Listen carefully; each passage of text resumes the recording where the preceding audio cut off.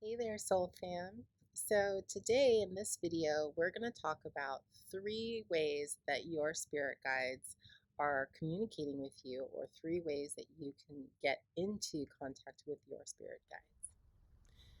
So, first, what are spirit guides? Spirit guides could be a lot of things. They can be loved ones that we've had that have passed on. They can be beings that we've associated with in another lifetime or that are related to us in some way, that are extraterrestrial or from a different realm.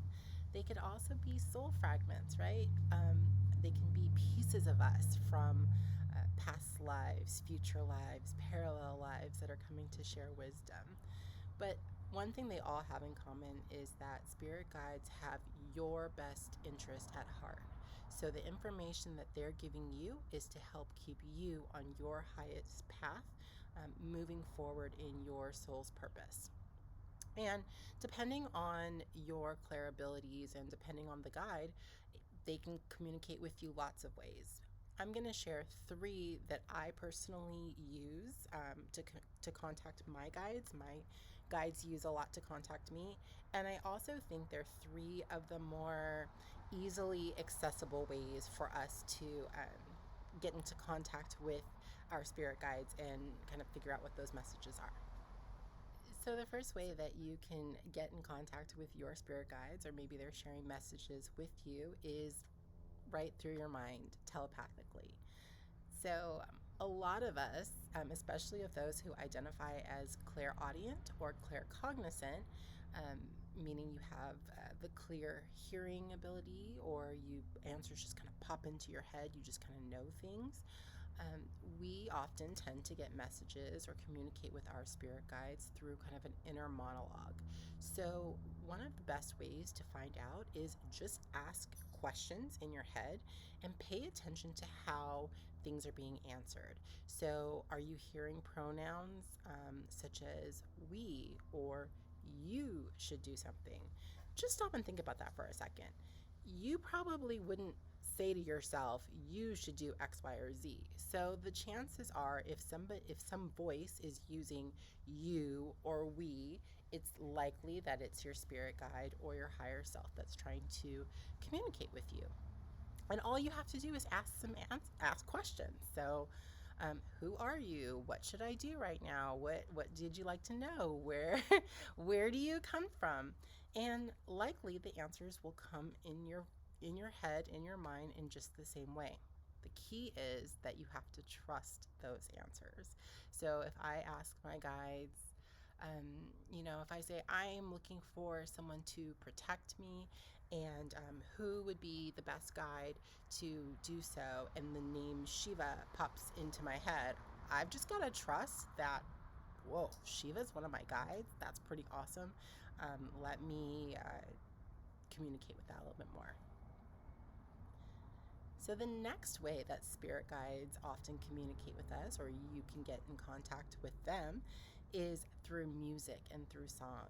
So, a lot of times, if especially again, if you're clairaudient, this might really resonate with you as well.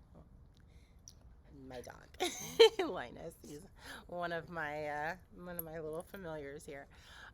One of the ways that they'll contact you is through songs. So maybe you'll have something on your mind, your question. You're like, hey, I need a sign. Could you please give me some guidance on this? Listen to what songs pop on the radio.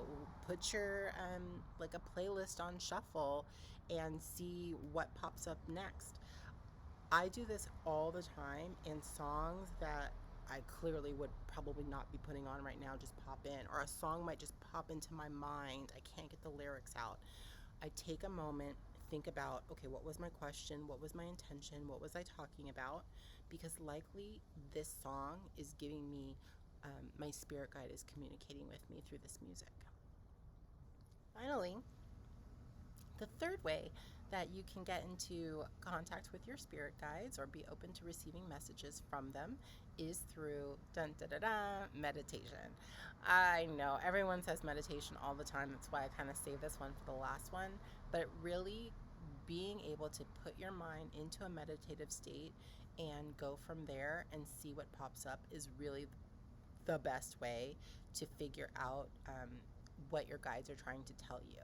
And I think the most important thing is maybe releasing some of the expectations of what meditation is supposed to look like. I know I really struggle with quieting the mind, and I always believed that I had to like sit in lotus position and be all like namaste or whatever with it. And I realized that a meditative state of mind can come at any point. So dance, I do the gym is quite often.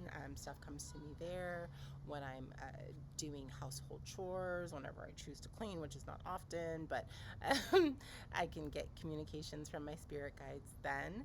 And so that has been a really great way of just stilling the mind, asking my question, and allowing the answers to come to me.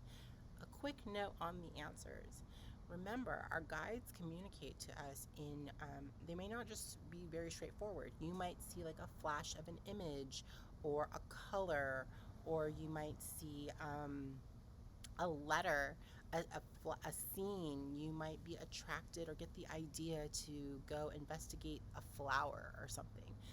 I think the key point of trying to communicate with guides or whether they're your guides or any really cosmic beings or those beings on a different um, vibration or plane or realm than us, is that the communication may not look exactly how you're expecting to. So you need to stay open and be willing to follow the synchronicity and follow where it tells you to go. If a random flower pops up, be willing to Google it and do a little bit more research and see how you feel when you encounter different pieces of information and keep following it from there. In time, just starting with these 3 simple methods, you'll find that it'll become easier and easier to communicate with your guides. Talk to you soon.